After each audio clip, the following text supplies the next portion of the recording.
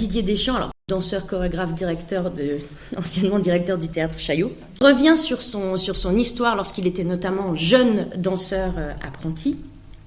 Il écrit ceci. « Quand je fréquentais l'école de danse, on nous enseignait dans les cours de composition des choses que je trouvais approximatives, voire déraisonnables, mais qu'il fallait assimiler. C'était pour moi une vue de l'esprit, de l'arbitraire, d'autant plus insupportable qu'il était enseigné comme s'il devait aller de soi pour tous et qu'il n'était ressenti par personne. À ces conditions, me semble-t-il, on peut toujours affirmer tout et n'importe quoi. En prenant les conventions pour des dogmes ou des vérités scientifiques, on arrête le processus de création. » Voilà ce qu'écrit Didier Deschamps. Ce qui choquait le jeune danseur qu'était Didier Deschamps à l'époque, ce n'est pas tant l'apprentissage de cette convention, l'apprentissage des codes, l'apprentissage technique, mais bien plutôt le fait qu'elle soit assimilée à un sens inné ou intuitif, voire à une évidence, ce qui par définition ne peut pas l'être, puisque une convention est quelque chose qui a été créé et que l'homme se donne à lui-même.